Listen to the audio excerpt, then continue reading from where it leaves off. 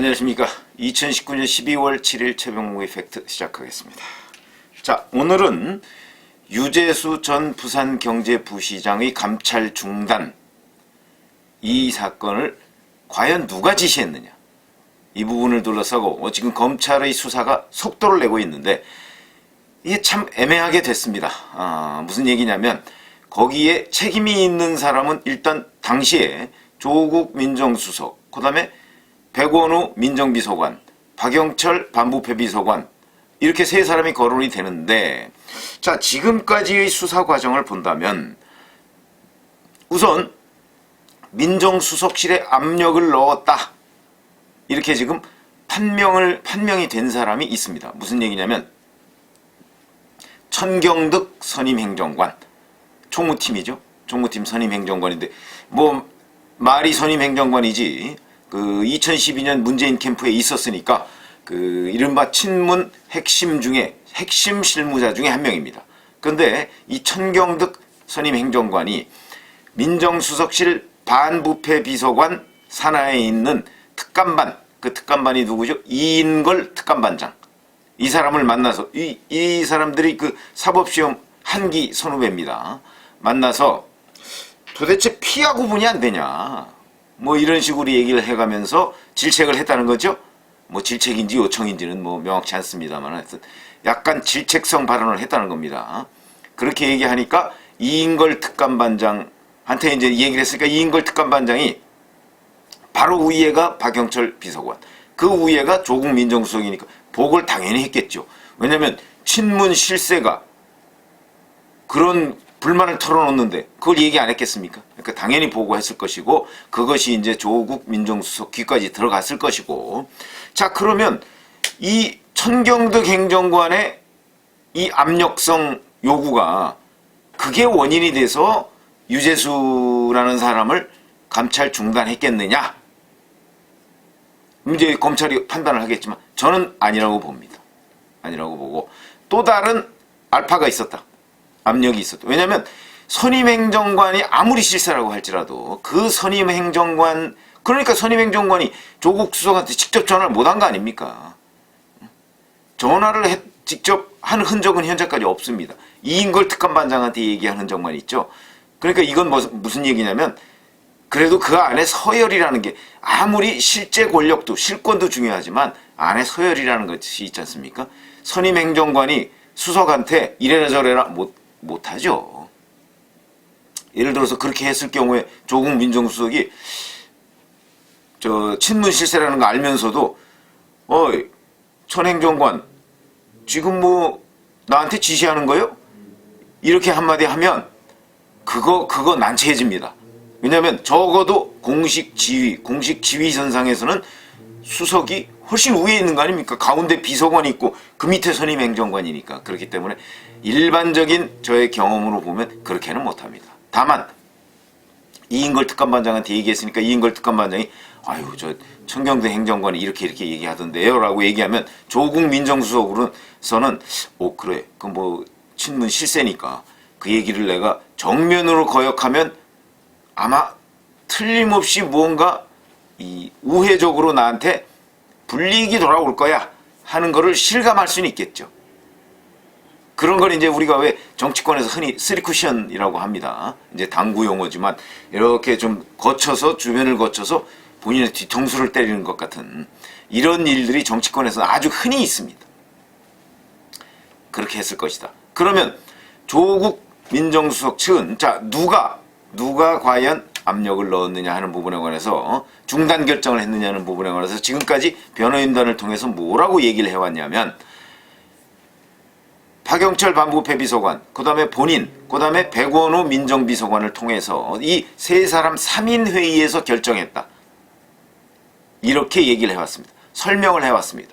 이건 무슨 얘기냐면 외압이 없었다는 식으로 지금 얘기를 하고 있는 것이죠. 외압이 없었고 이 3인이 결정했다.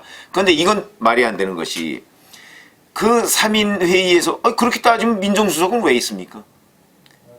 법률상으로 따지면 이 최종적인 결정의 법률적 책임자는 수석한테 있는 겁니다. 그러니까 3인 회의에서 설령 결정을 했다 할지라도 3인이 회의를 하고 최종 결정은 수석이 하는 겁니다. 그러니까 정확하게 얘기하면 3인 회의의 결정사항이다. 이게 아니고 두 비서관의 의견을 들어서 수석이 결정했다. 이게 법률적 개념입니다. 그러니까 예를 들어서 두 비서관이 반대를 했더라도 수석이 그래 의견 잘 들었습니다 라고 얘기해가면서 자 그거 중단해 이렇게 할 수 있는 겁니다. 충분히 그럴 권한이 있는 거죠.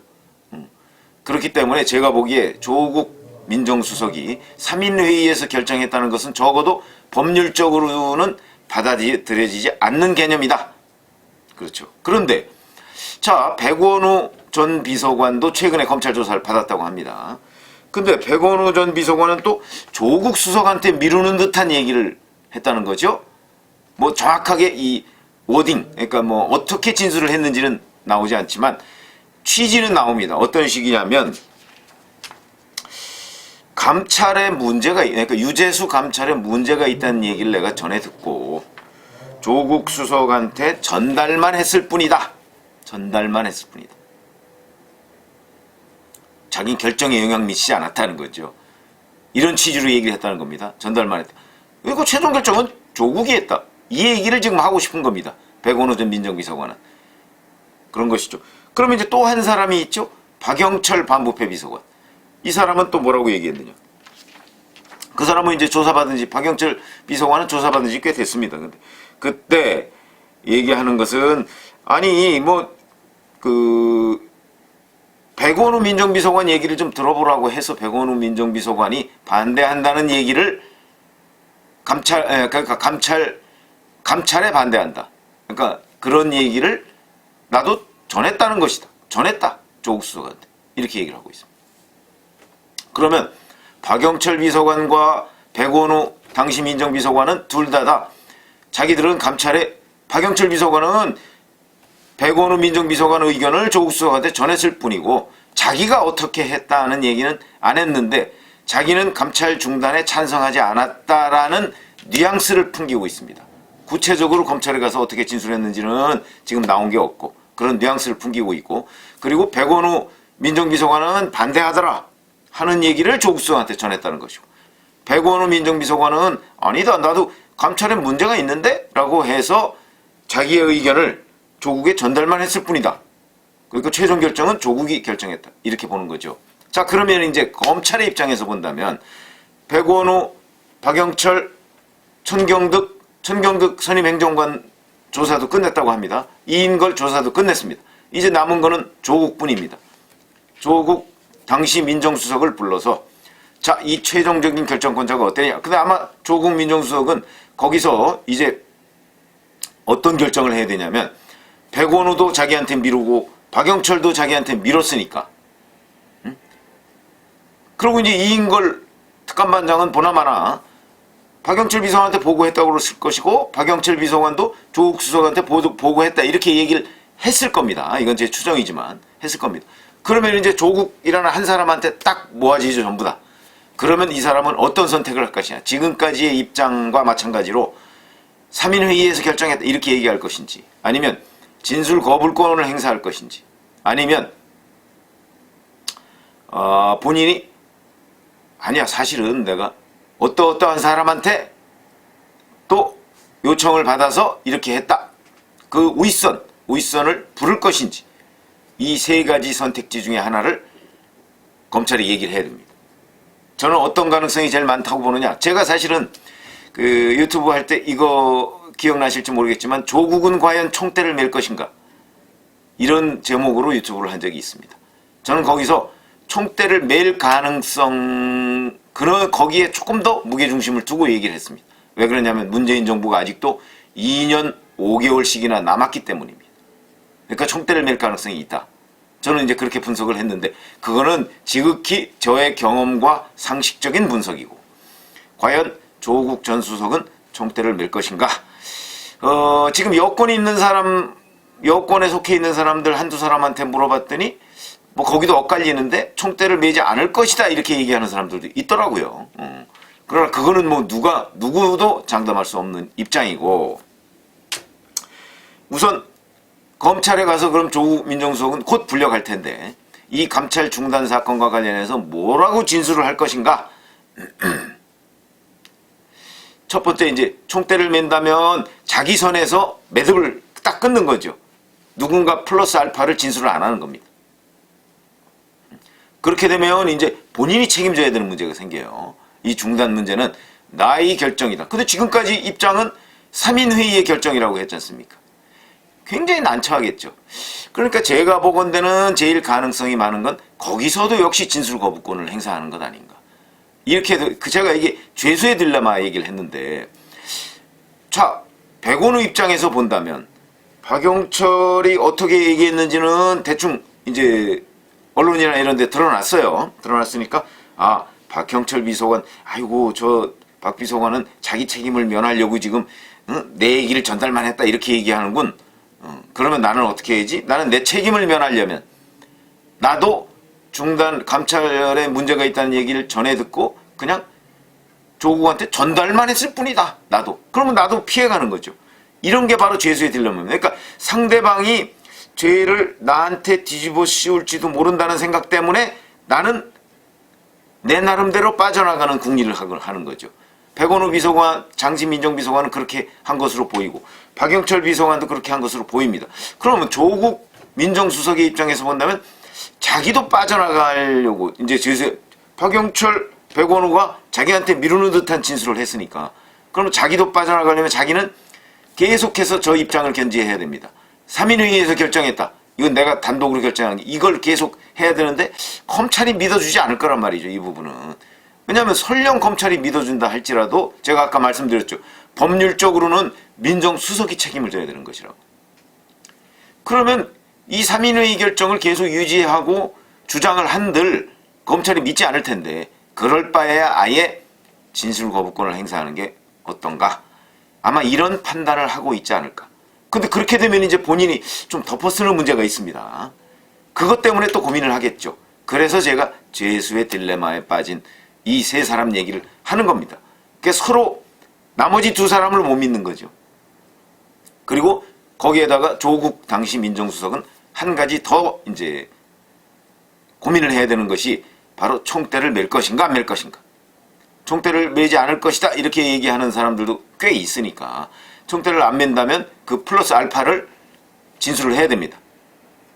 곽상도, 한국당 곽상도 의원은 그 플러스 알파로 이호철 전 민정수석을 지목했습니다. 저도 사실 개인적으로 제일 가능성이 높은 사람은 이호철 전 민정수석이다 이렇게 말씀을 드린 적이 있습니다. 왜 그러냐면 바로 유재수 씨가 노무현 정부 청와대 민정수석실에서 근무를 할 때 그 당시 마지막 민정수석이 이호철 씨였습니다. 더군다나 유재수 씨가 이 강원도 춘천 출신인 유재수 씨가 부산시의 경제부시장으로 갑니다. 왜 부산시의 경제부시장으로 갔을까요? 그건 역시 부산에 영향이 있는, 부산에 영향을 미칠 수 있는 누군가가 밀어줬기 때문이다 라고 한다면 이호철 전 민정수석 부산 출신이니까. 그러면 이제 오거돈 현재의 부산시장과 유재수 씨가 혹시 그 친밀한 사이라면 그러면 오거돈 시장이 직접 발탁했을 수도 있죠. 그런데 오거돈 시장은 당에서 추천을 받았다 이렇게 얘기를 한 적이 있습니다. 자기하고 유재수 씨하고 직접 관련이 없다는 것이죠.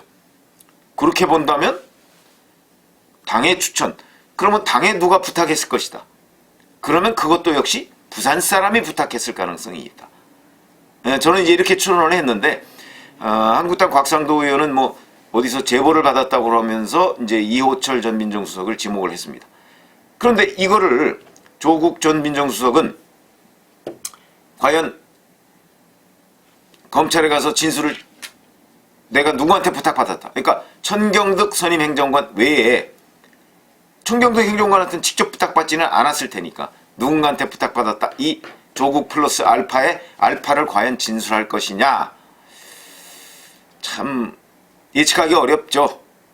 그런데 저는 제가 말씀드렸듯이 총대를 맬 것이다. 이쪽에 조금 무게중심을 두고 말씀을 드렸는데 그 부분은 이제 그 검찰이 조국 전 민정수석을 아마 조만간 부를 겁니다. 이 유재수 감찰 무마건과 관련해서 그때 조국 당시 민정수석이 어떤 선택을 하고 얘기를 하느냐. 제가 첫 번째 제일 가능성 높은 것 진술 거부, 두 번째 진술을 한다고 할 경우에는 본인이 총대를 매는 것, 그거는 무슨 얘기냐면 그 배후를 밝히지 않는 거죠. 친문 핵심에 누구한테 내가 부탁받고 이런 결정을 했노라 하는 것을 밝히지 않는 것, 그런 순서대로 가능성이 높지 않을까, 저는 이렇게 예측을 하고 있습니다. 앞으로 유재수 감찰 무마 건과 관련해서 아마 검찰이 곧 오늘이 토요일이니까 곧 조국 당시 민정수석을 불러서 이 부분을 물어볼 것이다. 그런데 조국과 백원우와 박영철 세 사람은 현재 죄수의 딜레마에 빠져 있고 서로 상대를 불신하는 상황에까지 처해 있다. 이것이 의외의 변수가 될 수도 있겠다. 이런 말씀을 드립니다. 감사합니다.